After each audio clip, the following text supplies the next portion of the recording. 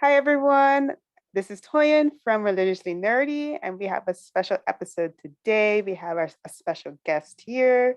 We have Najah and Toby, who's already part of our podcast, but we're going to have a special discussion on mental health and anime.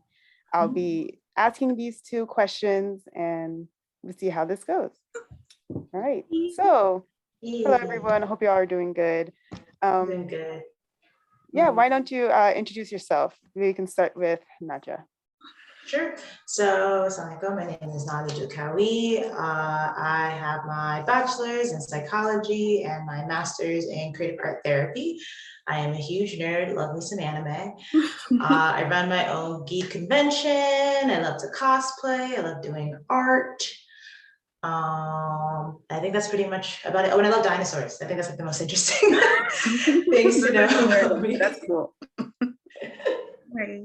So yeah, you already know me already. I'm Toby, one of the co-hosts of Religiously Nerdy, and I have a bachelor's in behavioral neuroscience, and I have plans to start medical school in the fall, inshallah, to hope to becoming a psychiatrist. That's like what I'm planning to do.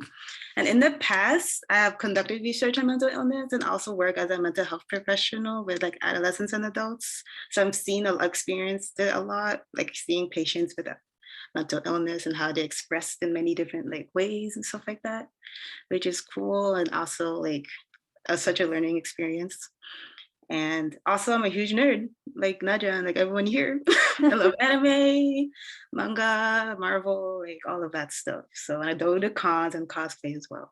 So yeah, and I'm here. I'm not a mental health. I do not study anything like that. So, but I do like the topic. I'm interested. So I'm glad to have this discussion here.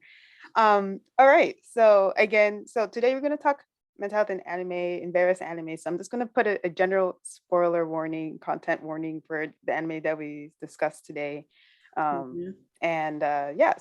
first we're going to start off with a warm-up question. So, now it's 2022, so maybe you can tell us about like anime you're excited for that to come out this year. Nice. So I guess I can go first. So obviously next month, the new Jujutsu Kaisen movie is coming out. So I'm excited for that. And I plan to like cosplay and everything when I watch the movie. It's going to be great. So yeah, that's something. And then the final season of Attack on Titan is ending. And like, that's just an awesome thing to watch. Also, I'm binging Bleach right now because I know it's coming out later this year. And there's just so many other animes coming out that I'm excited for. So yeah, this is going to be a huge year for anime releases. Nice. For me, the biggest thing that I'm looking forward to is, Shield Hero. I don't like saying the whole name, is too long, but it's probably one of my favorite animes. It's come out in the last couple of years, so like I'm really looking forward to like the second season and just seeing how it plays out. It's actually probably one of the animes I might be talking about today involving like mental health and all that stuff. So like, that's probably you just started watching it, so now yes, so good. It's so good. It's so good. I was like, oh my god, amazing. Can't wait to see where it goes. Yeah, no, it's really, really good. It's really, really good. That I would say that that time I got reincarnated as a slime. I think it's their third season that's coming out this year. So there's that. And there's like a couple other ones that like I've been kind of trying to slowly get invested in, but I most likely will cosplay as like Raptalia from like Shield Hero. Like that's my number one cosplay. Cool. I need to rewatch Bleach. I never finished it. Oh, so I'm probably gonna start it right now, like from the beginning. I read the whole manga, but never watched it. So this is my first time. Yeah, that's what I'm saying. Like I never finished watching it. Like I know what happens, but like I want to see it happen. How it like and like how it go to the end of the show, basically. Also, I just met the Reptalia character, so like now I'm like, oh, she's cool. So I'm understanding where does she go? Like what she does. Yeah, no, just keep watching it. Also, we're doing watch parties, so like I watch it weekly with other people, and it's great. So yeah, that's awesome. Great. All right, awesome. Yeah, it's a big year. It's coming up. So I guess you can start with the topic. So the first question would be, how do you view mental health in anime in general? Like, and does anime even discuss mental health?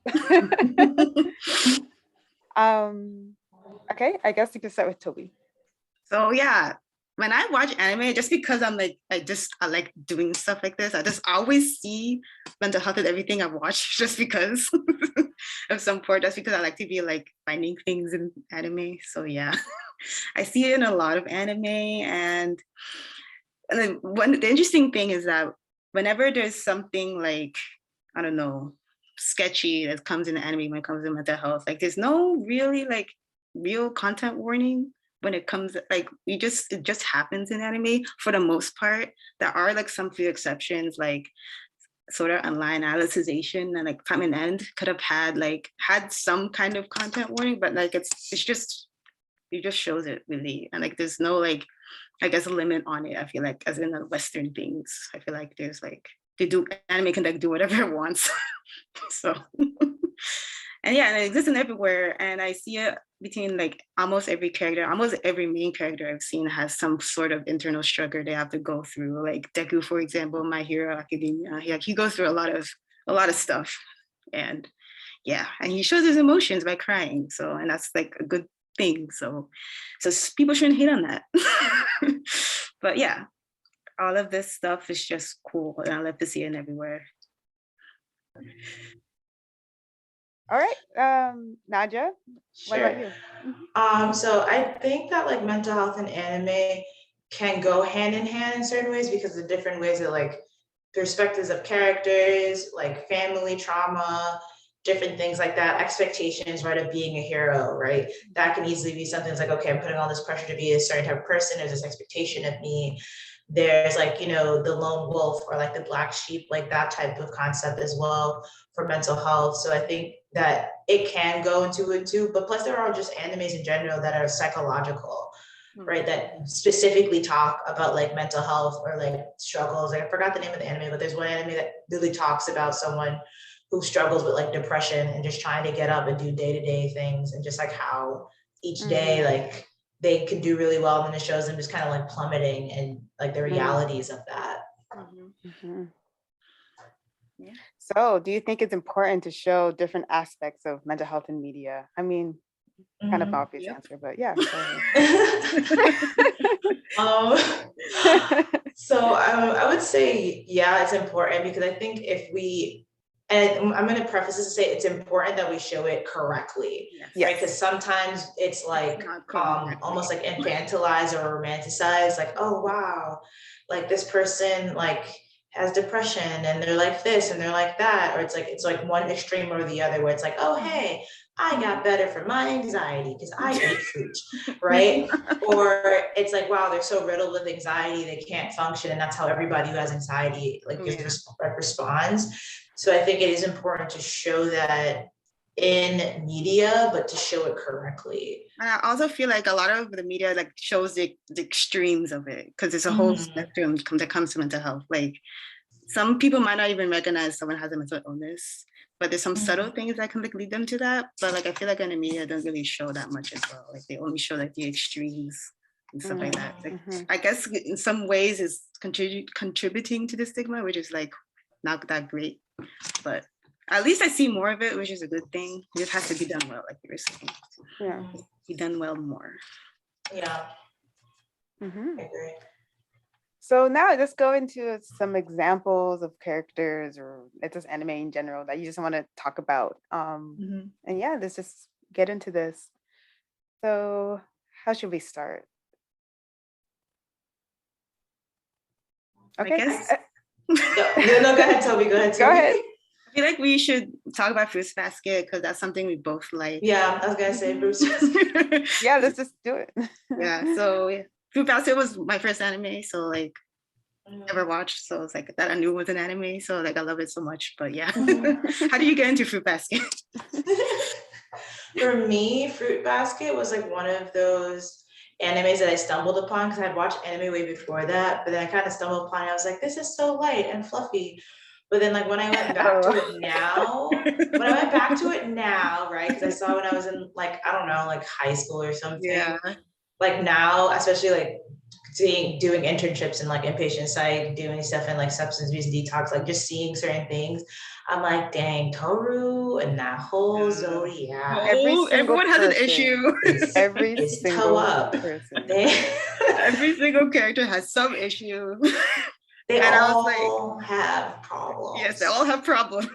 Yeah, even Toru has problems. Toru has she has problems as well. And Let's she like unpack kind of that. acts like the, I guess like a therapist for everyone, which sucks because she also has her own issues. So, yeah, but with Fruits Basket though, the thing that was interesting is that like they did self-reflection with Toru like to an extent where it's like, wait, like I'm trying to be like, I feel like my mom, for those who didn't watch Fruits Basket, I'm sorry, we're gonna ruin a couple things, extra spoiler alert.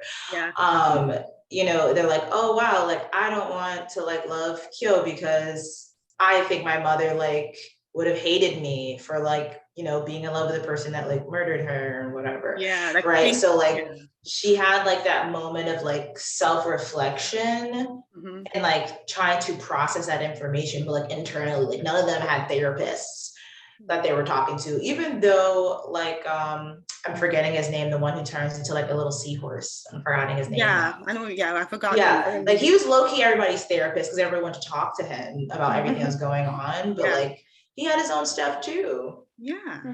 All of them have issues, of course, because if you don't know, the curse is that if they ever like hug anyone from the opposite sex of them, they turn into like an animal, and and only happens if you're within the family. It doesn't happen, but if you are in any like other person outside the family, you turn into like one of the zodiac. And there's a whole social hierarchy that goes on in there that's very like that can very because it's a leader, mentally damaging, very damaging. See how Yuki grew up, like I see how all of Kyo being like the outcast basically based on the zodiac story, what they did to his like the parent. Also the parents have issues too. The parents they're traumatized with what they gave birth to, and no, it's true. That's true too, because like even like with the main one, right? And the Akira, right?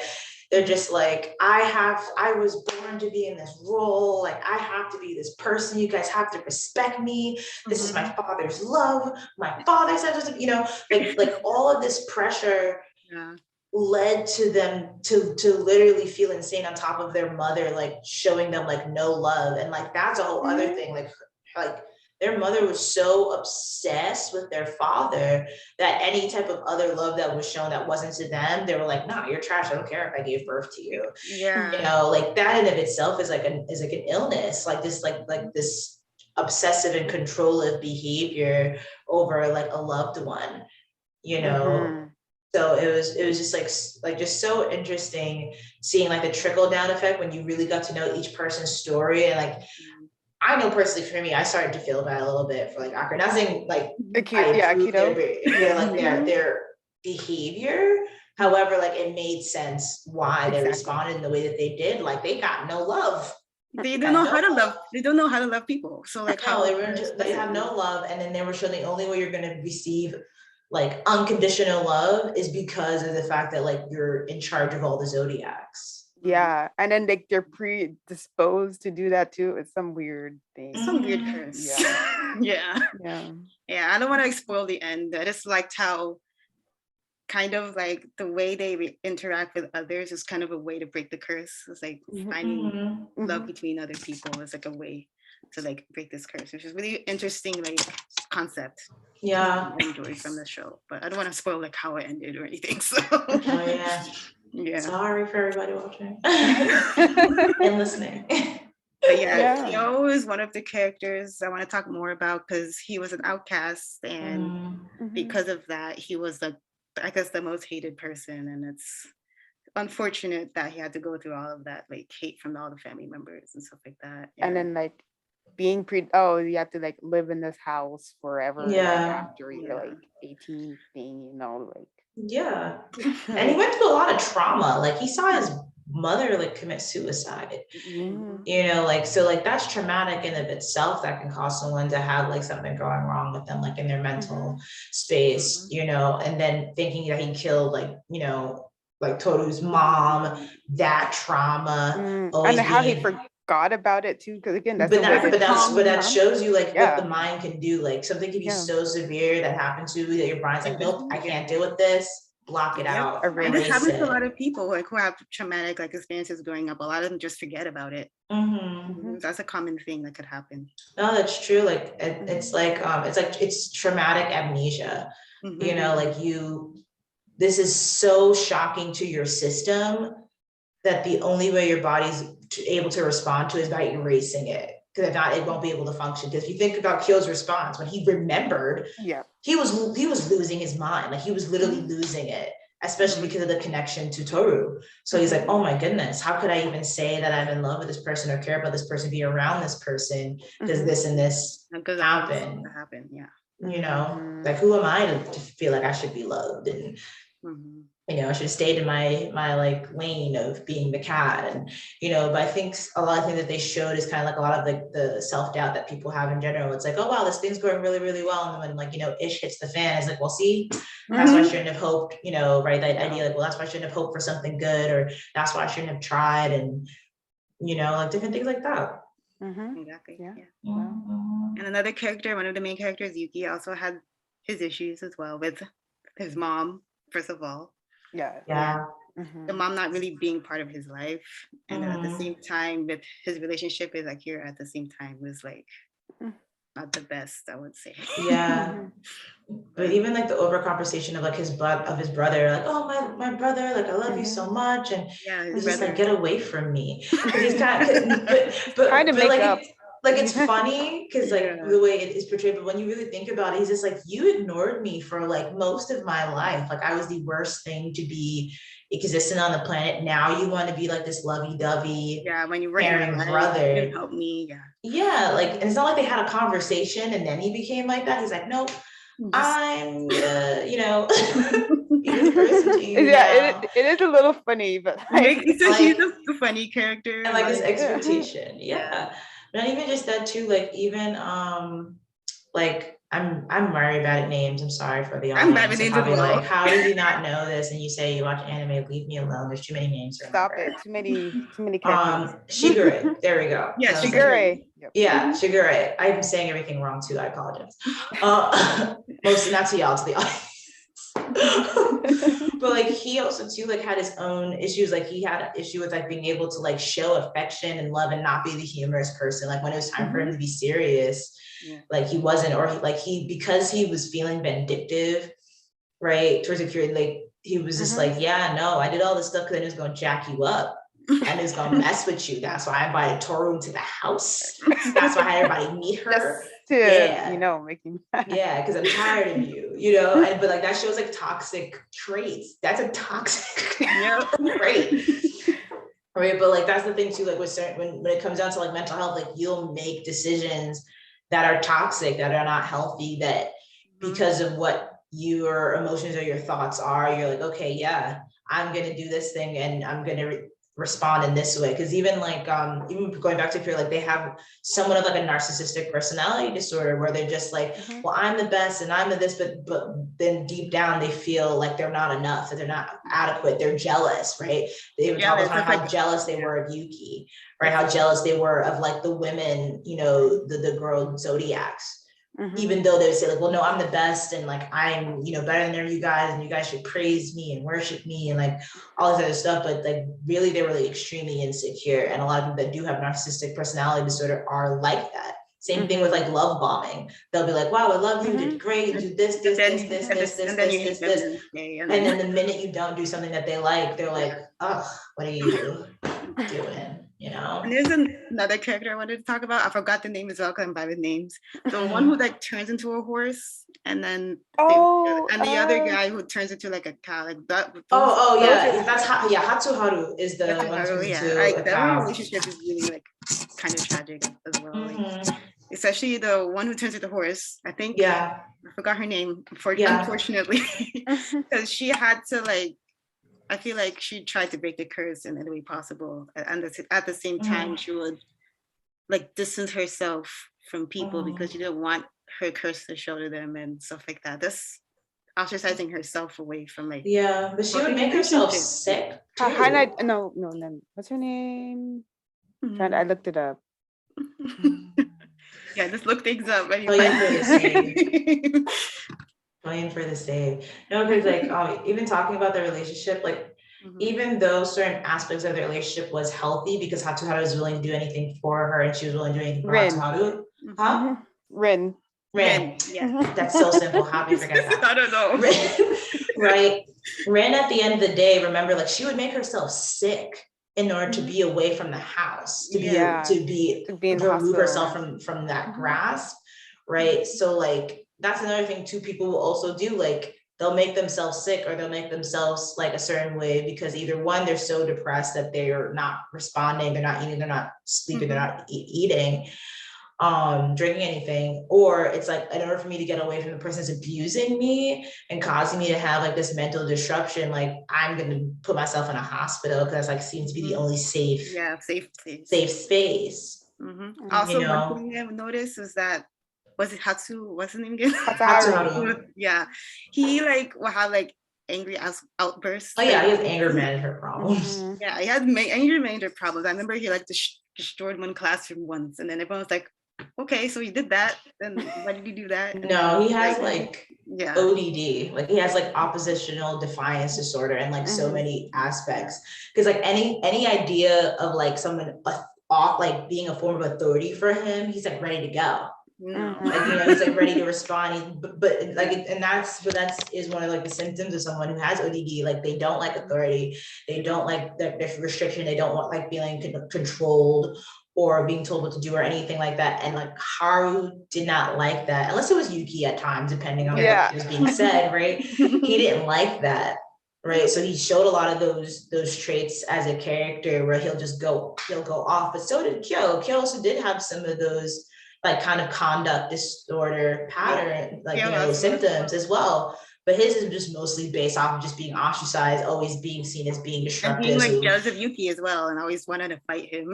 Oh yeah, yeah, because it's like if I win, then like everybody will be like, wow, the cat isn't so bad, you know, because he's just really wanted like recognition, but he was extremely violent, like breaking roofs and stuff, like going through floors and breaking tables, you know, just, like unruly. And then what's interesting is that when people didn't like overreact when he did this. I feel like those around him like understood and just like that's how he is. Just clean up your mess, and then especially Yuki. Yuki's just like, all right, calm down. I was like, okay. No, but even like the one that turns into a boar, like the name is Kagura. Yeah. Like she was obsessed. Like she was obsessed. Like she had like whenever I think about her and like certain things that she displayed, it was oh goodness, it's a personality disorder now. I can't remember it. All those years of college for what? Not borderline. I don't think not. Well, no, borderline, because she did have certain aspects of borderline because she loved so hard, but the minute that she felt like Kyo was rejecting her or doing something she did not like, she responded so aggressively and did like a whole bunch of stuff that essentially would push him away from her.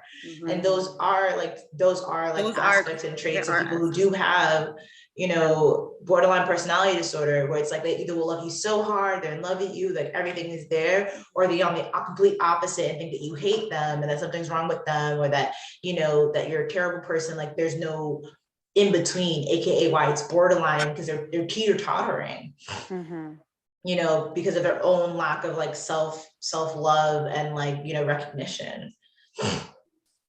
Any other characters you want to talk about? I think we can quickly talk more about Toru. I don't think we talk about Toru as much. No. Yeah, talk to her thoroughly. So yeah, let's end with Toru. Yeah. Relationships with her friends and stuff. I think that. Yeah. I like love her relationship with her friends because like they're all friends because Toru helped them with something, and it's just so sweet. Like anyway, yeah. So how do you feel about Toru? So from the first episode, we feel like we see her like living by herself in a tent. Yeah. Why did she decide that for herself? You know, because she cares too much about others. Yeah, like she's so empathetic on her shoulders, and she doesn't like prioritize herself. Like she's always trying to make sure everyone else is okay before she is okay, which is like not healthy at all. But like that's how I see her. That's how I see her. Like so.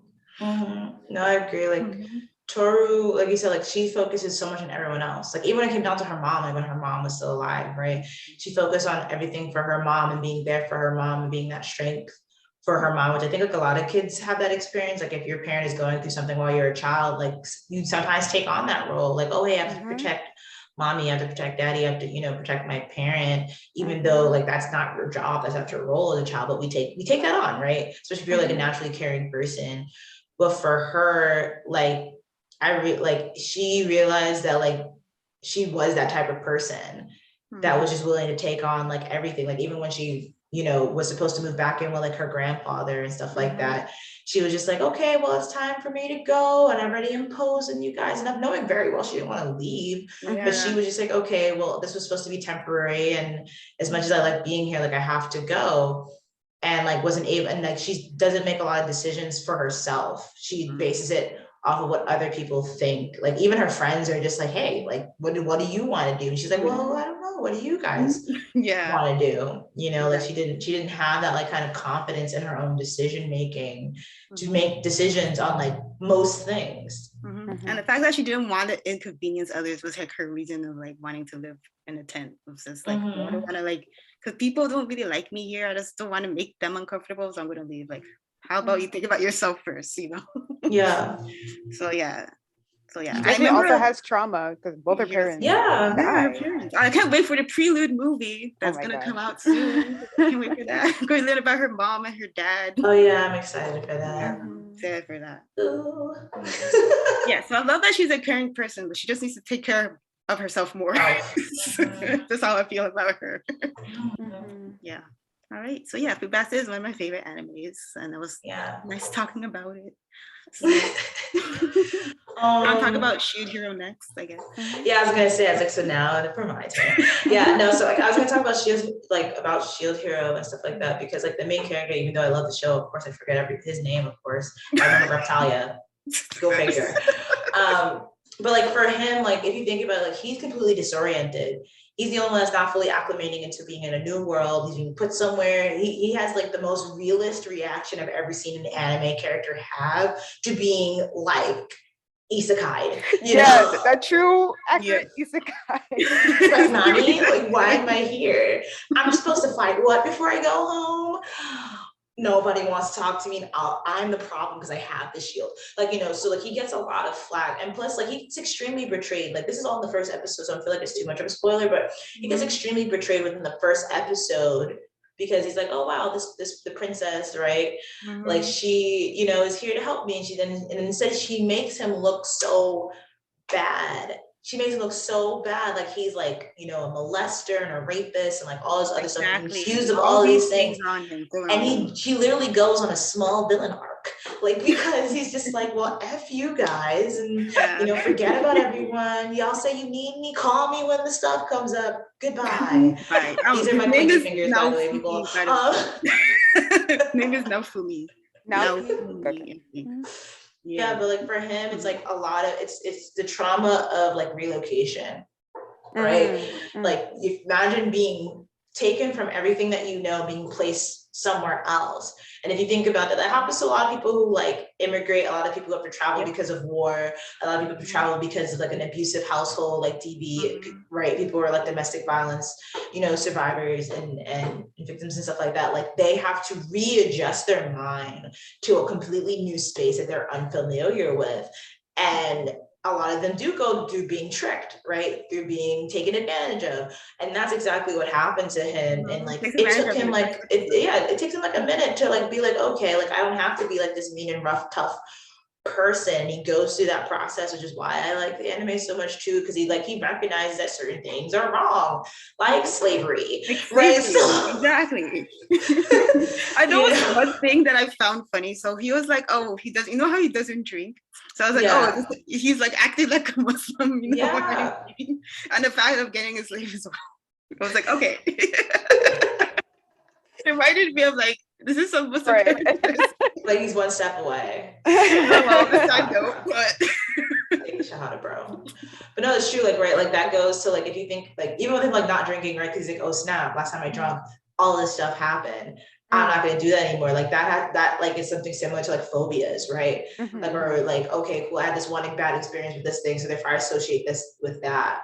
Or like, I don't know if you guys are familiar with like Little Albert, the Little Albert experiment. Do you know what I'm talking about, Toby? No. Yeah. Can Is you it the one explain? with was it one with the toy or something? It's the one with the rabbit. So like, so Little Albert, right, was like this little white boy, right? They gave him like a rabbit. They gave him like a rabbit, and then every time they give him a rabbit, they made a loud banging sound behind him. Oh, so he became scared of. So he became associated with like, okay, like every time I touch it, it's gonna be that. But it wasn't just the rabbit that was he associated as being something negative and scary. It was anything white and furry. So if it was like a white rug, if it was like Santa's beard, anything would traumatize this child. First of all, that was extremely unethical. I don't think we were supposed to do an experiment. But whoever did that, no. 1930s, 40s, or 50s, or whatever, when everything was. So anything associated with a white fluffy thing made him scared. Yeah. So that's what I'm saying. It's like a similar thing, except with him, he had that experience of having with the wine, but it's like, no. Even though the issue isn't him drinking per se, the issue is this vindictive person. He's like, no. If I drink, something is gonna happen. I could be accused of something. I could be told that, oh, well, you were drinking, so you must have like XYZ. You know, so like that in of itself is like is traumatic, and like that having that negative association. And that's something that a lot of people go through, even something small, like having a fear of like, you know, small circles, like, you know, trypophobia, like having a fear of spiders, arachnophobia, having some people are afraid of like rain. I forgot what it's called, but like there are people who are afraid of rain, and a lot of times those people have either like had an accident where it rained, someone they know could have died in the rain, so therefore their brain doesn't associate this one part of the situation as being like the traumatic experience, because that's how their brain decided to process it. So like for him, it's how they're conditioned to feel, and then all of a sudden, you know, it's hard to get out of that. Also, like Talia has some issues with. Oh, baby girl, yeah, she does. I feel so bad for her, but I want to cosplay her so bad. And like, I'm sorry if I'm ruining anything for you. It's okay. I'm gonna like watch it today, so it's okay. Okay, I just kind of get conscientious, you know. Like with Fraptalia, right? Like she dealt with having like a family, and then she went through like child trafficking. She went through literal child trafficking and slavery. You know, her parents die as well. And but she saw the murder of her parents, and she went through severe slavery, like ridiculous. Like if she can't say no to anything, or her body will be like you're binded to like follow his command, following this person's commands. Exactly. Like she lost whatever innocence and love that like a child is supposed to have, and like that also too can affect your mental health. Like many people who have had like traumatic like abuse as children have a hard time trusting, have a hard time trying to have an understanding of what love is. Either like if someone shows them love, they think that that person loves them, or like shows them type of affection, they think that person loves them. Or it doesn't matter how much affection you show this child, or when they become an adult, they just assume you're doing it to get something out of them. Exactly. Right? Like there's no balance when it comes down to that. And like with her, she was just shocked that she's like, oh wait, you're feeding me, like you're giving me these things, and even then she's looking at him like,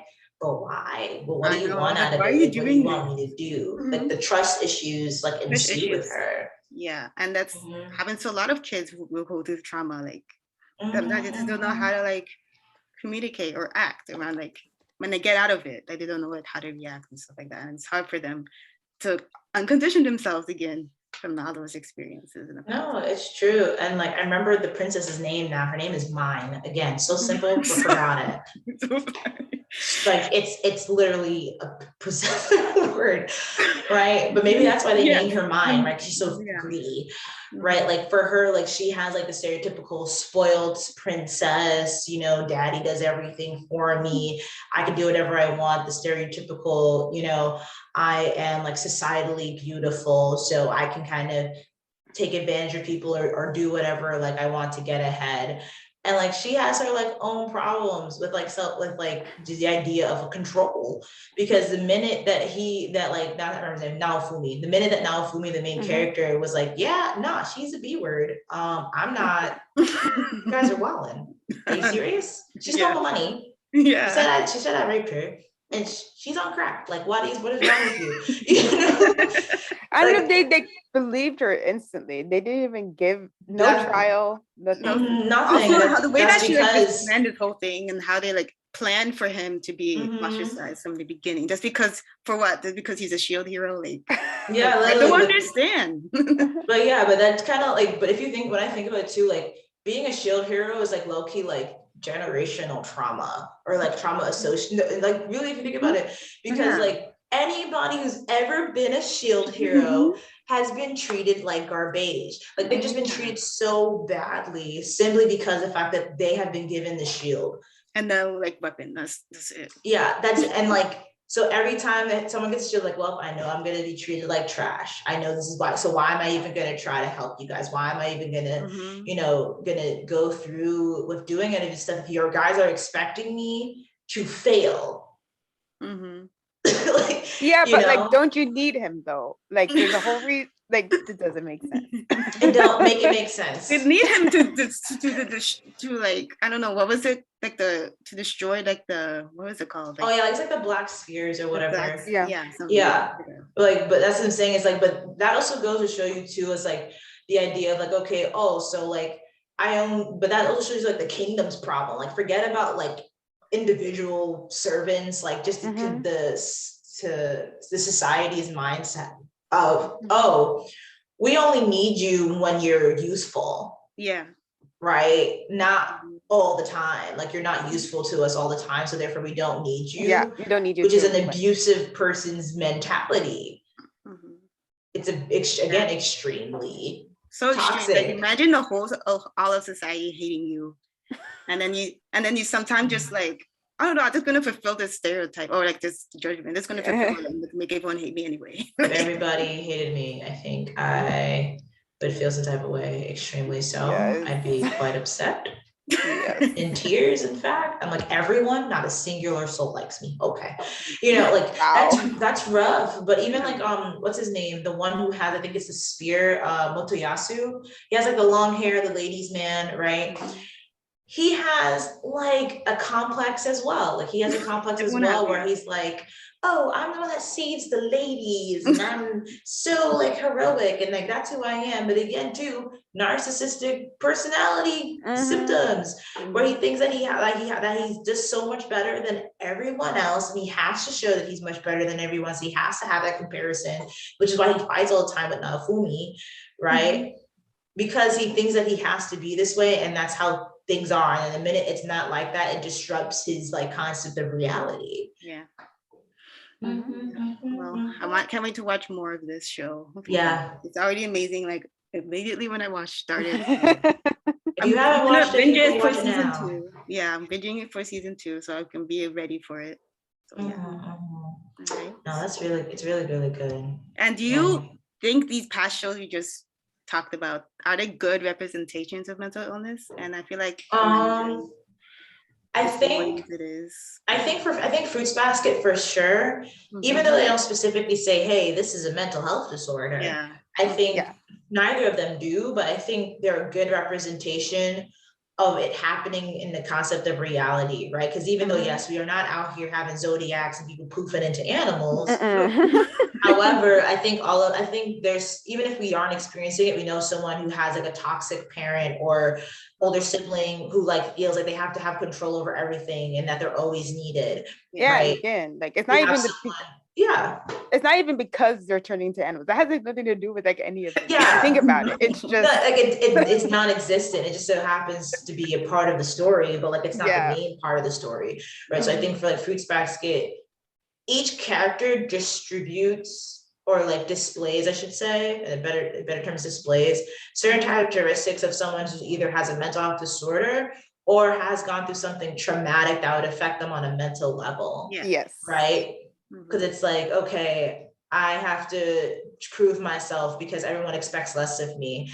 I can't talk about how I feel because I don't want to burden anyone, so I never think about myself.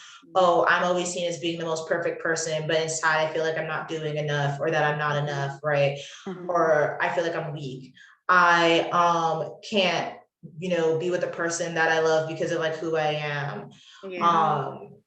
just like like an association of like many different things. Oh, I have this responsibility to this person, so therefore like I can't give my time to anybody else.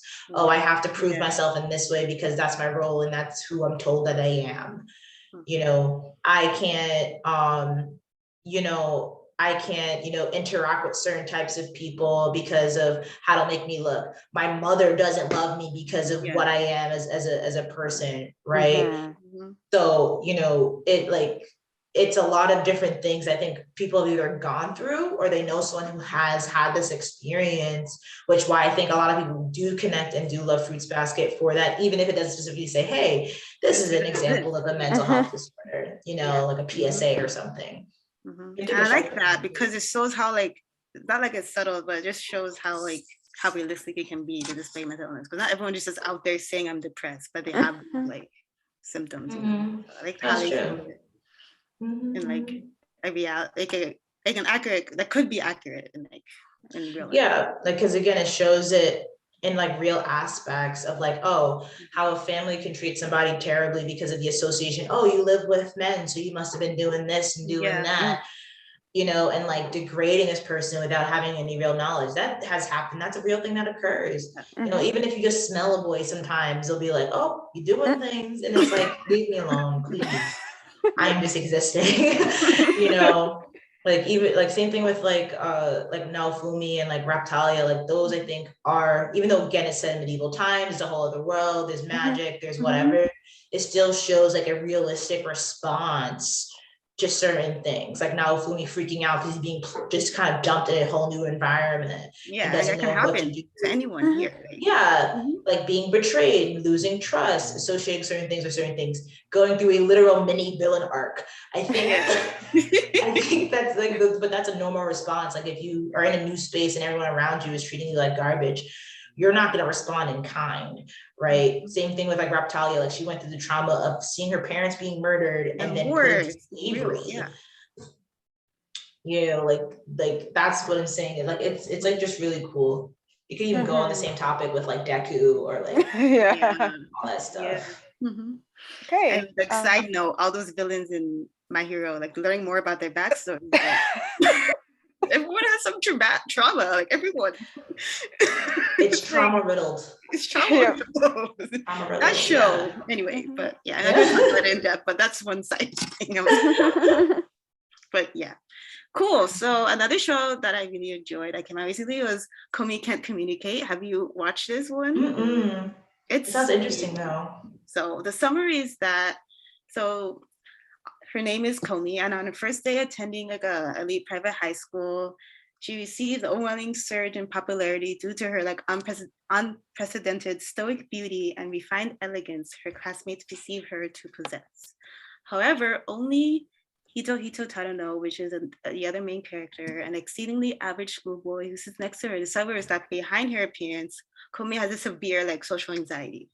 And subsequently, Komi wants to reach her goal to make 100 friends. And this is like the basis of the show, which was for her to like make more friends so she can be more like social and like try to be better, I guess, in communicating. So yeah, I liked it. I like the premise. And I like how in every episode and the beginning of each episode, like there's like a narrator or some sort that says, when a person has extreme social anxiety, they struggle to communicate with others, but bear in mind, they only struggle to form connections. It doesn't mean they don't want to form connections, which is a good thing to say, because I feel like a lot of people think like, oh, if you have social anxiety, like you don't want to like talk to people at all. It's like the conception. So you want to like avoid the person or something like that. But in the reality, it's like they do. They just have issues. They just need some help and stuff like that. Yeah, and the thing about her is that she like doesn't talk, but she like writes down everything she's saying. So she like writes she down. Still is communicating, but like, but not traditional. No, that actually even though I haven't seen the anime, like it reminds me. I don't know if you guys ever seen like Special A. No, like the anime. No, but I've heard of it. It's like a slice of life kind of like anime, but like certain, like there's one character, her name is like Megumi, right? And she has like, she doesn't speak at all. Like she writes everything down on like a board and like she shows it to everyone.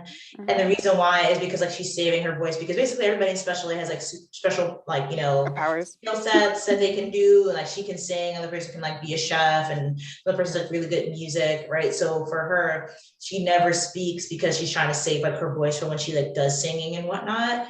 But like a lot of times she gets like ignored because unless people are looking at her board, or she like shoves it in their face, like no one's communicating with her. So she has a little bit of like social anxiety meeting new people because she can't really speak up, and she was made fun of because she doesn't talk and she uses a board. So like for me, that reminds me of her, where it's kind of like, it's not that they don't want to communicate, they don't want to interact, it's just a little bit more difficult for them. Exactly. And I like how they display this, like her social anxiety, and like how it's like, oh, it's so hard for her to sometimes to say a word, but I like how showing how she struggles. I really like how they show that in the show. But one thing I do like kind of say, because like in this situation, like all the classmates like pretty much like worship her as a god. It was so weird. But at the same time, I was like, this is not really realistic. Like not everyone is gonna be like, oh, she's someone who has like social anxiety is not always going to be seen as someone who's like godlike or whatever. Is most of the time it's going to be like someone who is like sometimes it'd be ostracized, basically, just because she doesn't talk, you know, like that kind of concept was kind of like not as realistic because everyone loves her already, but because in other cases it's not really like that simple, you know. But, no. What's it called again? Keto what? Komi can't communicate. Komi can't communicate. And on Netflix. That's a tongue twister, but I'm gonna have to watch it. That sounds like really interesting. It sounds really interesting. That sounds like really, really interesting. Komi can't communicate. It's also just like the comedy about it is the fact that people like her anyway, you know. So that's like the funny thing about it, and it's really nice. It's a very wholesome show. It's also like a rom-com type feel. I love me some rom-com stuff. So. Yeah, and you think so many cool different characters in the show as well, and how they interact with Komi is hilarious. Like how each character has a weird obsession with her in one weird interesting way, which is like funny. And and the two main characters have this kind of like, oh, do they like each other or not type thing, which is cool.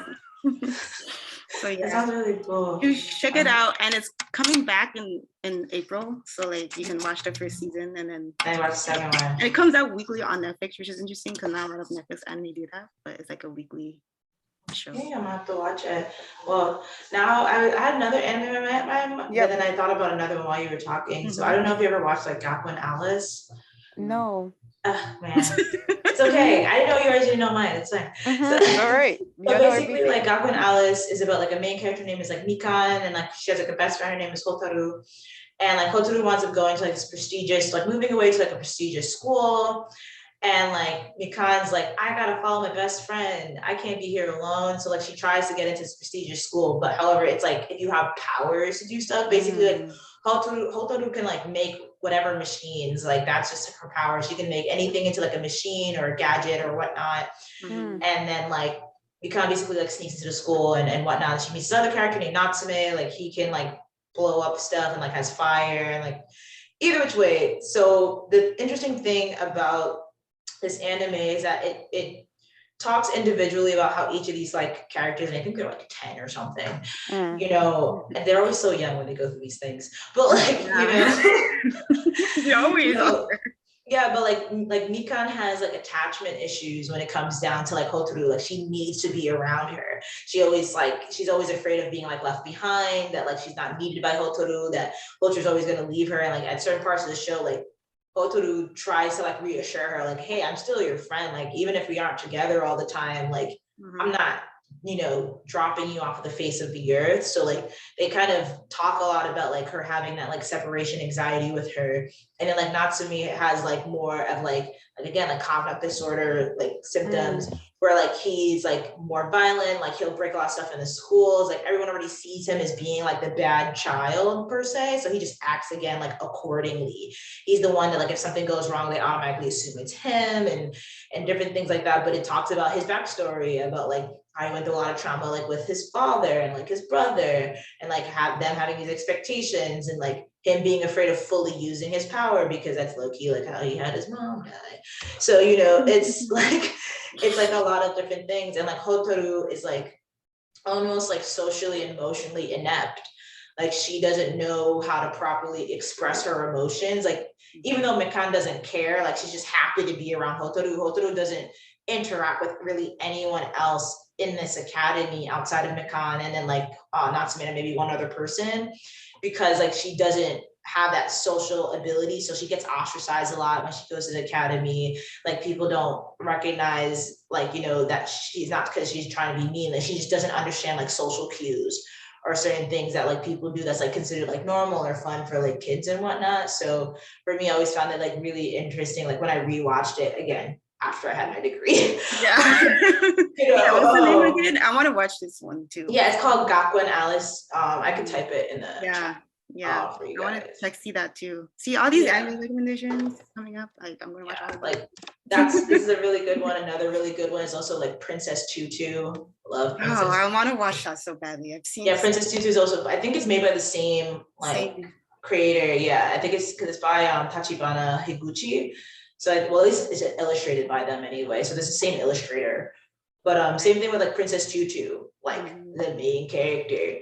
The whole time you're like, she's considered like the ugly duckling, like she's never good enough. Like anyone who like seems to like show her like any form of interest, she's like in love with them, like the high infatuation because like her need to feel wanted, you know. And at the end of the day, like she's an ugly duck according to everyone else, right? So you know, so it's just like a lot of unpacking of like, you know, the idea of like an emotion just feeling wanted and not feeling loved or like represented and stuff like that. So that's also like really interesting. Nice. Good recommendations to watch. You know that the one time I know about Princess Tutu because I really saw this like really sad AMV. I was like, I need to watch this, but also do I want to because it's sad. Oh yeah, Princess Tutu has like the ultimate sad AMVs. I was like, am I gonna cry? Probably. Yeah. No, they're always sad. Yeah. They're never happy. So another anime I want to talk about that I recently just started watching is Platinum End that came out fall of last year. Yeah, I've heard of it. I haven't watched it. Yeah, and it's by like the same makers of Death Note. So I was like, oh cool, I'll watch this because I like Death Note, so I want to see how this goes. So the summary is that as his classmates celebrate their middle school graduation, troubled Mirai, that his name, is mired in darkness. But his battle is just beginning when he receives some salvation from above in the form of an angel.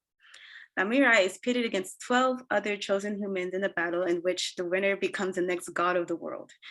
Mirai has an angel in his corner, but he might need to become a devil to survive. So first episode in this anime, also content warning, like if you like get triggered by like things about suicide, maybe you shouldn't watch this anime. But yeah, it's for mature audiences only, by the way. But in the first episode, the main character Mirai was suicidal and like was going to like had the intent to kill himself, but then found out the reason to keep living after an angel like showed him like the beauty of the world. Basically, an angel came up to him and then it was like, you should live, and he was able to like fly above and like see the beauties and everything about the world. So it was like, which is nice, but not realistic. But anyway, and then that like made him not suicidal anymore, and now he wants to like make people happy. That's like his goal. He's like, just wants to be happy. He just wants to be happy because he also went through trauma. So his parents like died when he was a kid, and his aunt and uncle took him in. But when he went to his new family, they literally ostracized him, traumatized him, abused him, everything like that.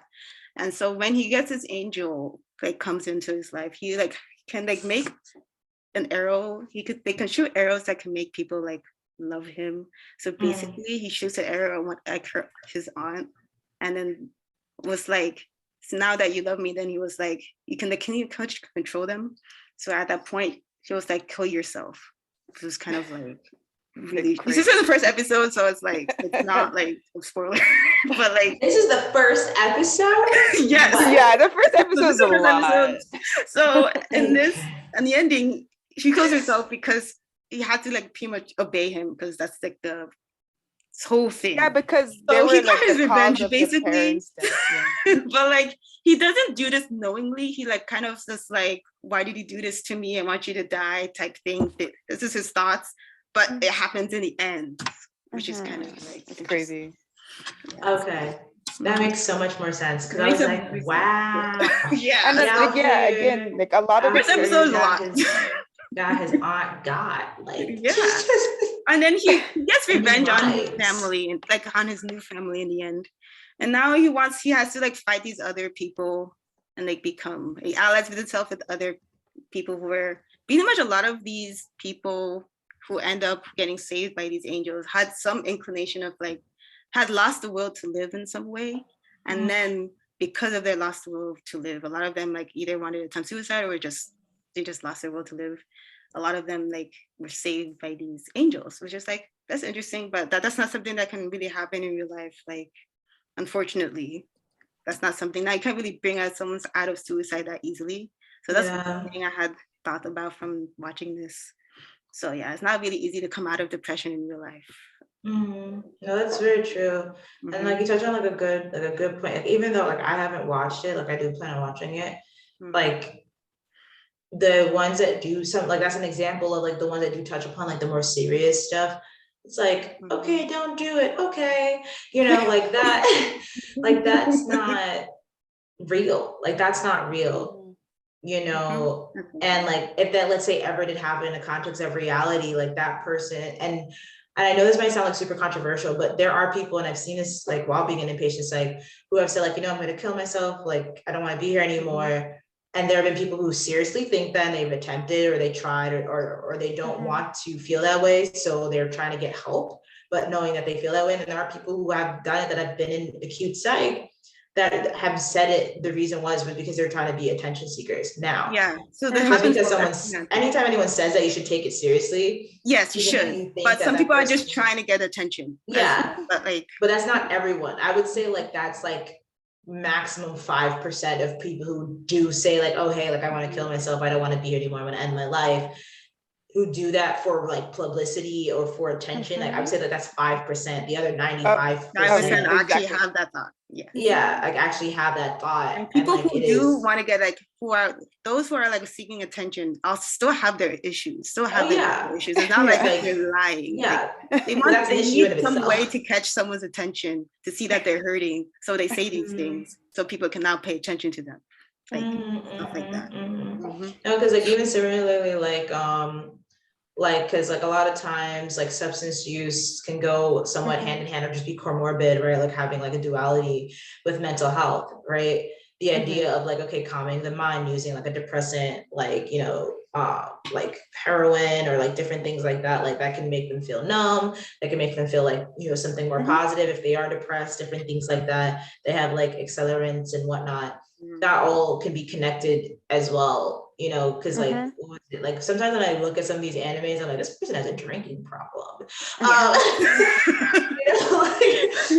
like when I look like I make jokes about like Sanji having like drinking problems from like One Piece or like these are issues.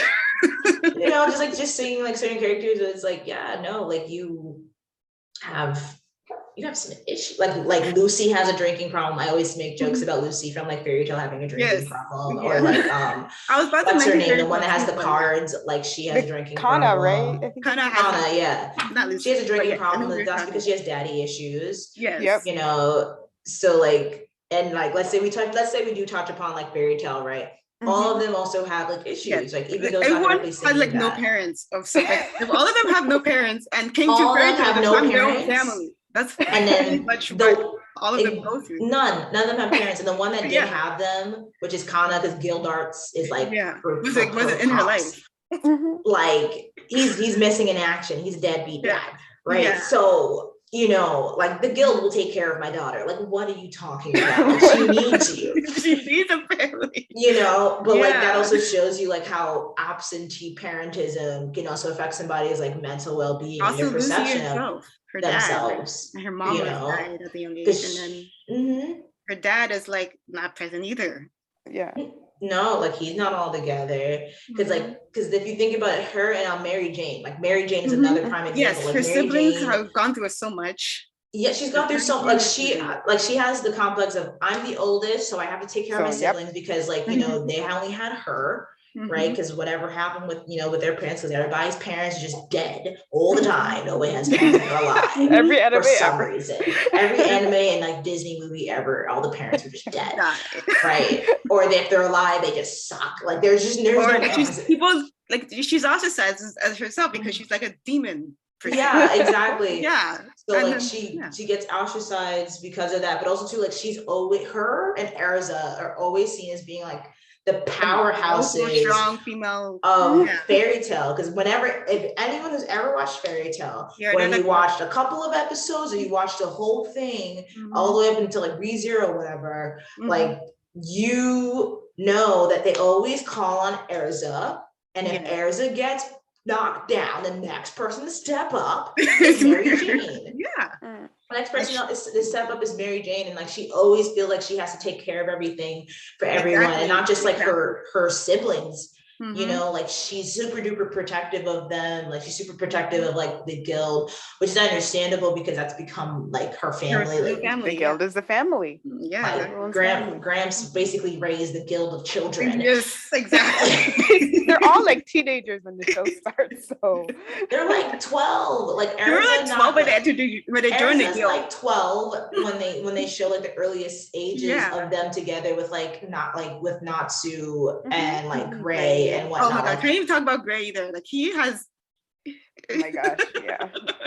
Gray has problems. Gray has so many issues. Like he has trust issues. He feels like he blames himself again. There's a lot of anime characters who just blame themselves for the deaths of people. Exactly. And takes it on. Too has her own issues and like how she grew up pretty much in like kind of like slavery. She kind of She went through slavery. Exactly. I repeat, generational trauma. Like like it's one thing like after like the other that like really jacks them up, and like they have trauma bonding. If you really think about it, trauma bonding, all bond because of what they've gone through. They're trauma bonding. Oh wow, you went through something jacked up, I went through something jacked up too. Wow, you understand what it feels like to be in pain and alone and ostracized or thought as being different.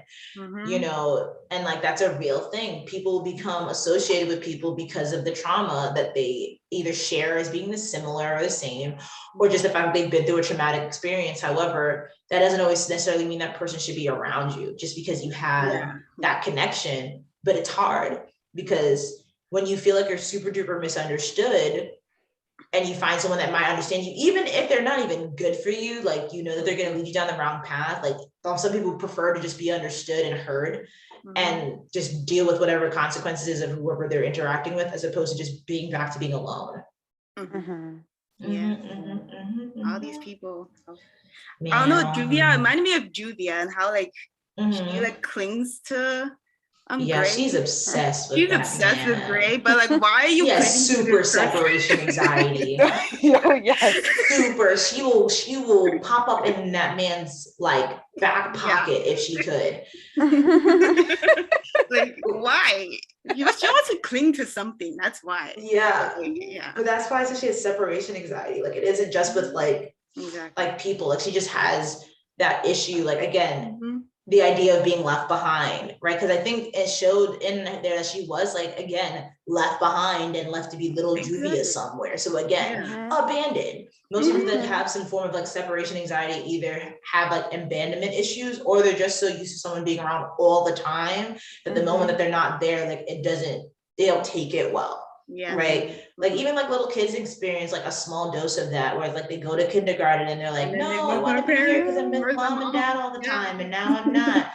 But like it becomes a problem if they're still doing that like continuously into the year, like first, second, third grade. Like you can't survive 8 hours without me. That's a problem. Attachment issues is probably one of those things that you learn about in child development, like the form of attachment issues that people may develop simply. No, I completely agree. And Juvia is a prime example of having attachment issues because like she sees Gray as being like her end all be all. So like when she feels rejected by him, or she feels like like she either doesn't take it at all, like you're just playing Gray, like, you know, or or she'll have a moment where she's like, wow, all right, he hates me. My life is over. You know, Exactly. my bread and butter. And she is comes gone. into a depression because like in the later season, Gray like leaves and she was just like her own island is just raining this whole time. Yeah. She was like She in was that depressed. state. Yeah. She was completely and utterly and extremely depressed. And even if you think about like the different keys, like Aquarius and all of this stuff, like Taurus, like they also have like their own things going on. Like Leo thinks that he's like the ish, thinks he's like the ladies' man, but like he's insecure. Yeah. I think it's Aries, the one that kind of has like the sheep horns, like Yeah. like the female sheep horn, Aries, I think it is. Like she is super duper insecure. She's super duper anxious all the time. Yeah. She's constantly apologizing as if everything is her fault. You know, like she has her own issues too. So many characters in this show. That's why Fairy Tail is one of my favorite animes as well, just because of like the fact that there's a whole family concept with Fairy Tail. That's like, I like really like that part, and like how people can still find their own family when they ostracize from like the original one, and you see that a lot in like a lot of people. It was like have to find their own families. Yeah, it's a safe haven. That's what Fairy Tail was. People from other guilds too. They just come in after their own guild, do great things in time. Like, you know, with all of the villains in Fairy Tail have their like a lot of the villains from like a lot of characters from like those dark guilds have their own issues as well, and like and they talk about it too, which is what I like, is like they talk about the different things that the villains go through. It isn't just from the hero's perspective. It's like, oh snap, like even when Gray was like a villain, right?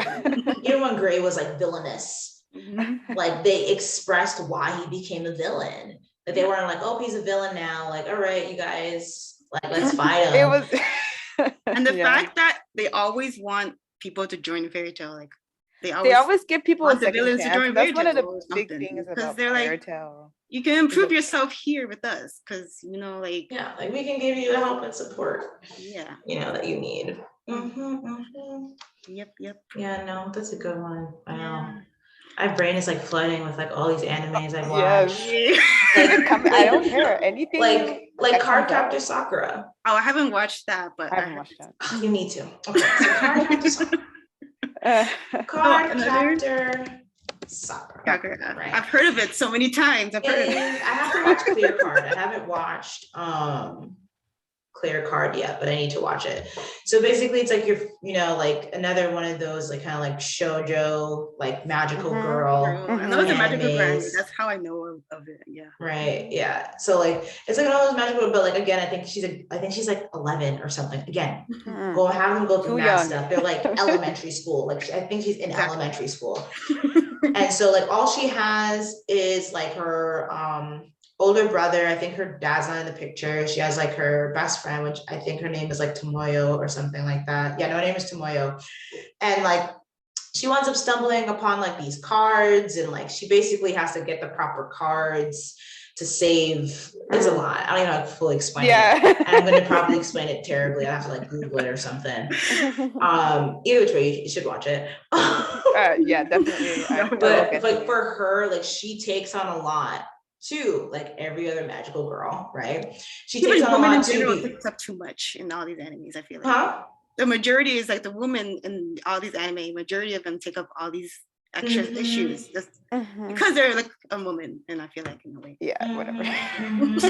No, it's true. Like she takes on like a lot. I think, I don't know what it is, but they think that women just gotta take on everything. Like Toru has to take care of everyone. Like has to take care of the guild as a mother figure. Like, you know, everybody expects like the woman or the girls just take on everything, and it's like, leave me alone. Can you take on some stuff? Can you lift some weights off my shoulder? Thank you. Like, you know, like that would be nice. But like I say, like similarly, like, kind of like the attachment issues, like Tomoyo has attachment issues with like Sakura. Like she has to be around her, she has to be involved in everything. She even makes her outfits for her magical girl stuff. Like she doesn't transform. Okay, Tomoyo's out here spending bank, making outfits or having outfits made for her friend. That's She is She's A1 doing supporter. so much. She's doing so much. Okay. She's doing so much. Like no one asked her to, but she's doing it, right? And like the person, like Sharon, like the boy, like main character, like he has a lot of issues. Like he has the idea of like this kind of like title of people who are supposed to like kind of fight like these shadow creatures. So like he's just like, I have to do this because my family's been in the business of doing this for years. And like, again, like taking on so much more than like he needs to. And it's just like, dang, y'all are in elementary school. No. But when you think about it, like that happens. Like how many people, how many kids are like the oldest or maybe the middle child or whoever in elementary or junior high school that have to take care of their younger siblings? Yeah. Right. That have to take on that role of also cooking. Because how many times have you seen an anime where there's like an elementary or junior high school girl out here making food for the rest of her family, like nobody's an adult in the room?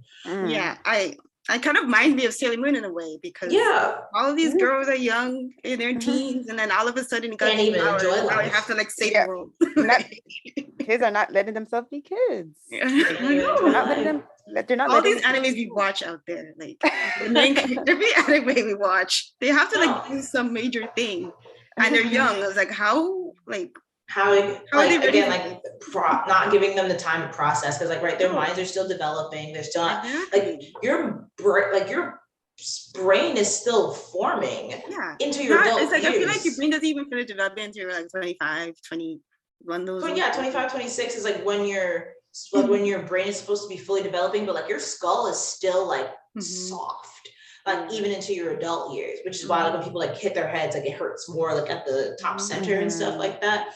So like your bones aren't even fully together yet until you're like 45 or something. Things, like you're expecting for like these children to like take on all this stuff, but like because if you look at all the animes that we mentioned, right, like all the different symptoms like anger, frustration, you know, lashing out, not eating, not sleeping, overeating, right? Because you have characters that like compensate by overeating, even though this has nothing to do with anime. You know, Shaggy from Scooby-Doo, you know, like they can, you know, doing like overeating as like a form of compensation for a form of control, right? All of these things are stuff that people actually go through, except we don't get the benefit of being magical girls and having powers and owning dragons and you know, getting cool weapons and stuff like that. We're just regular schmegular people dealing with this, and sometimes people don't even have that like friendship circle that some of these anime characters have, right? Some of us are people on their own, like Shield Hero, you know. Now Fumi, but yes, Raptalia, so it's okay. So all right then. We can talk about two more anime. I want to talk about one more anime and then we'll finish off. So did you both watch Violet Evergarden? Yes. Nope. It's okay. But this is like, oh my god, you need to watch it. I've heard a lot about it though. You need to. It's on Netflix. They have the original season. They have a special and the 2 movies. You have to watch like all of it. Like and be prepared to cry. But okay, I'll prepare my tear ducts. So the summary is that the story follows Violet Evergarden's journey of reintegrating back into society after the war, where she was like a child soldier. And now that she is in the search for her life's purpose and wants to understand the last words her mentor Guardian has told her, and whose name is Major Gilbert, and he like told her like I love you, and she like doesn't understand what this means because of how she's been raised and how she has like I guess developmental issues, I would say, in some way, because she was raised as a child soldier. So like how was she supposed to have like show feelings and stuff like that? So and a lot of she has like PTSD from the war and some like I feel like some developmental disorder. I don't really know what it is, but the fact that she was taught to not show emotion, so now, and she was a tool of war, so she doesn't really understand what these like normal social cues, like when she goes back into society, she doesn't understand really how to like interact with others. First of all, she like interacts with other people like as like taking orders from people type of way. Like she had to break out of that like, oh, you do this task, she just does it immediately, and she doesn't even take breaks at this job that she has. Like she didn't know like how to take breaks or like how to just like she only knows how to follow orders, I guess is what I'm trying to say. So, and yeah, she has PTSD also from the war because the major, she believes that the Major Gilbert was like, might be dead, don't really know, but she's like having trauma from that, wants to know where he is, because that's like the only like figure she had in her life that actually like cared for her and stuff like that. So it's an interesting show. And in the show, she learns how to become a memory doll, which is like a person who like writes letters for people with a typewriter type thing. And through this process, she like slowly learns like how to like be emotional and like kind of learns like how emotions are like showed and stuff like that from writing these letters to people, because she has to like learn how to write in a way that expresses emotion and stuff like that in letters. So she like, slowly learns how to do that. So yeah, she literally like in the end she like finds out what it means, I guess, in the show. And yeah, pretty good show. You should check it out. Yeah, now that I'm hearing it, I'm like, that sounds like one of the most interesting things I've heard. It's so I've never heard of a concept like this. It's the most interesting like concept I've ever heard of. And the landscape is like in like a post-war type of feel. Yeah, like every environment is kind of like Eurocentric. But again, it's like a made up like country or whatever. Yeah, the made up like country. They have like the made up language. It's not like it's not the normal English alphabet. It's like it's more interesting. Like, and the thing about it is that like each episode is like a new letter that she has to write, and like again, you learn about these characters' stories and why they're trying to send this letter to someone. Their story, like you learn about other people's stories through all of this. Yeah, a lot of them being very depressing and sad, and that's why you are just sad all the time watching the show. All right, I'm getting more and more understanding why I'm gonna be needing like tissue boxes. Yes, and like you're trying not to, but you just can't. You can't help yourself. No, that's really cool that they like talk about stuff like PTSD and just like the effects of that too. But I think one thing I will say is like I feel like a lot more of like the newer animes are talking more nuancely. That's a word. Yes. You know, about things like PTSD, about things like depression, about things like anxiety, about things like, you know, dissociative identity disorder, stuff like that, you know, not even just like anime, but just like media period. You know, like Korean dramas are talking more about it, you know, even some American TV shows are talking more about it, and like a more realistic. Yeah. Like some of them are still like romanticizing it, right? Some of it like, is comedy. Still romanticized a lot, unfortunately, but it's getting there. Like we see more, which is good to show it. They're more getting there when it comes to like accurate representations of what's honest. So let's hope it gets better. Also, so any last words, anything you just want to really say, like to close what you all talked about today? Watch all the animes you talked about. But yeah. And again, anime is not just like, oh, you like there's meaning in everything that you watch. Like I said, I just find these things because I just want to nitpick things a lot when I watch things. I just want to find these like indecision and illnesses. That's because it's in my profession and just I like to can't help it. So that's all. No, that's very, very true. Like I will say, like, because I've been watching like anime since 2003. Yeah. Yep. I sound old, but I watched Fruit Basket when I was like, first of all, I watched one anime when I was 10. I was like, this is cool. But then I stopped and then continued Fruit Basket later on. But like, yeah. Yeah, so like watching it like prior to the knowledge and experiences that I've had like within the mental health field is like one thing. It's like, wow, this is so cool. Like certain things I can still see, I'm like, wow, that's kind of crazy. Like certain something like Full Metal Alchemist, I was like, whoa, Full Metal Alchemist is a whole other show. Yeah, right. But I'm saying like you can see something like Full Metal Alchemist without having to have certain knowledge, but okay, that seems like a little off, or okay, that's like a problem, or that's toxic, or that's whatever. But then like when I get going into like the field and like learning about certain things, it's like, oh wow, that makes a lot of sense. And like I think even for people who are in the field now or looking to go into the field that watch anime or want to get into anime, I would say why not take an anime and like use it in like a paper. Like I've done that before, like Yep. AKA Full Metal Study it Alchemist. and like things like You know, yeah. like I've used Korean dramas as like a form of like dissecting characters when it comes down to like symptomology, right? Like you can still use something that you love and like enjoy in the field that you have, and you never know like what types of like clients or patients or just individuals that you're meeting in the field that are interested in these things, and it might help them, you know, having that association with, or they might not realize like, oh wow, I do act like Naofumi from Shield Hero. Oh wow, I do act like, you know, Juvia from Fairy Tail. I do act like this and this. So because sometimes talking to people and giving them like a verbal like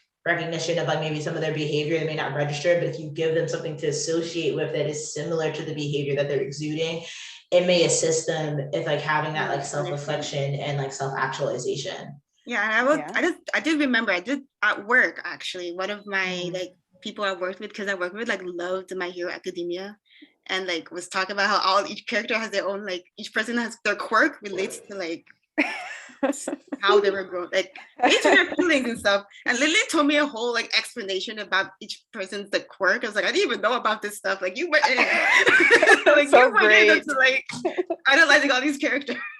That's so great. I was like, this is cool. But yeah.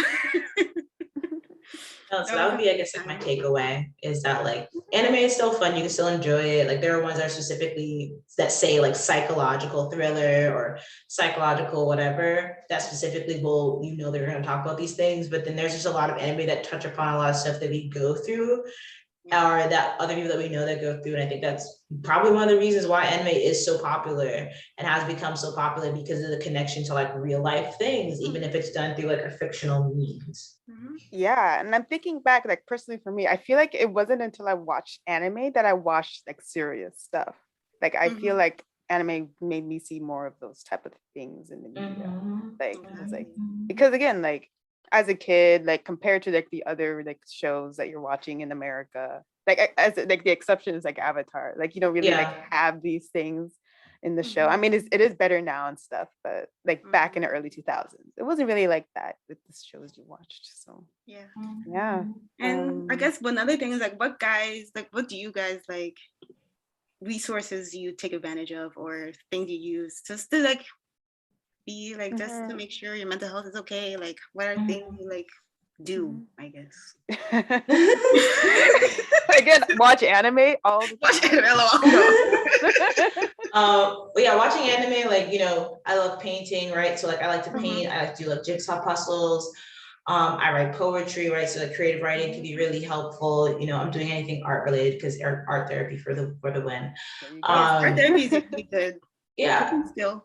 Yeah, no, but art, yeah, exactly. Like art is a coping skill, and like doing it through like either a professional therapeutic process or just doing it just to have fun and just expressing yourself. Even playing with Play-Doh, as much as like that might seem as like a childish thing to do. Soothing. The same as slime or anything. Yeah, like it's a texture thing, right? So like I would say like those things, but also just like resources in general. Like if you are looking for like a therapist, talk to your insurance company, talk to them, and they'll give you they can't deny you this. Like they can give you a list of all the places that take your insurance that is different types of therapists. So like MFTs, marriage and family therapists, so might show art therapists, so might show licensed you know, social workers, licensed mental health counselors. Like they'll provide you with that list so you can try to figure out you know who you want to see. So you have a list of like, okay, I can see this person, I can see that person, because sadly enough, most people don't know who they can see, and then you don't want to have it where it's like, okay, well, this person is taking our insurance because, you know, America, everything's about money. So and some websites that are good for finding therapists, like if you're Muslim or if you're Black, there's some websites that like show you like exactly like the nearest therapist like near you and stuff like that. And one of them is Therapy for Black Girls, is I really like, is a podcast I listen to that has like things specifically talk about things specifically that Black girls and women go through. So that's a good resource. And for Muslims, if you're like looking for Muslim therapists, and especially the Muslim community has their own issues and stigma behind mental illness. And unpack and stuff. That's all good website. Yes, that's another topic for another day. But that one good website is the FYI.org has like a database of therapists. Like, yeah, FY is good. Even like the 5 Before 5 Foundation is also like another good one. Like they also help you with like finding like local therapists. Like even though like some people have seen this like in commercials, but like BetterHelp is actually pretty good. BetterHelp, yes, I keep hearing it. BetterHelp is actually pretty good. So like if you you know, and that's for also to people that may not be able to travel to a therapist, because depending on where you live, like you don't have one, you know, within, you know, a 5, 10, maybe 15-mile radius, or it might be difficult for you to travel depending on what your mode of transportation is. So BetterHelp is also good because they can provide like both phone and like you know other forms of telehealth. Yeah, exactly. Wow, and great. Things I like to do to take care of my mental health. Just relax, take breaks, like have a day off, you know, stuff like that. Which is very hard to do. It's very hard to do. Don't work too much. That's very hard to do. No, that is true. Like, or even like something simple that like, because like all those things could be like, you know, lifestyle changes, like being able to relax, eating better, like all that stuff. Something that you can even implement now that isn't like super drastic just yet, depending on how you live your life, is just doing breathing exercises. Yeah, like just taking a minute and just breathing, right? And like you can do a simple exercise of just like breathing in through your nose, count 1, 2, 3, out through your mouth, 1, 2, 3. Just do that like 3 times or 5 times or however many times you want to kind of ground yourself, like being aware of your heartbeat, being aware of like what, like how your fingertips feel, how hot your body is. Those stuff you can all do like in real time to kind of help readjust yourself. That isn't necessarily like a lifestyle change until like you're ready to make that lifestyle change. Yeah. Very good. All right. I guess we can just leave with our like socials and things that we do, I guess. Yeah, our social medias, she means. Yeah, social media. Giving out your free government. Social security number. Not the social security number, no. You go first, Toy. Yes, so yeah. All right. Oh, sorry, I was laughing too hard. So yeah, so mine is Eonsi_designs, or EONSI_designs. That's my Instagram. And if you want to see my conventions Instagram, it's gosi_con or GOASI_con. Awesome. Yeah, Geek Out at Staten Island, right? Yep. Yep. Really cool. Right. And yeah, then Toyin, I'm your co-host of the Religiously Nerdy podcast. So follow Religiously Nerdy on Instagram at Religiously Nerdy, or Twitter is 3 Muslim Nerds is our handle. And I personally, and I'm Toyin, and I mean, I do cosplay. I mean, I just do random stuff. So yeah. Yeah. Do the randomness of things. I also do art as well, just for fun. Like, this is a hobby. I do digital art as well. And for me, I am at not Toyin, because I'm not Toyin, because I'm not Toyin. So yeah. Not_Toyin is my Instagram. And yeah, thanks for listening. And yeah, thank you guys. Take care of yourselves. Yes. Enjoy. Enjoy. Bye. Bye.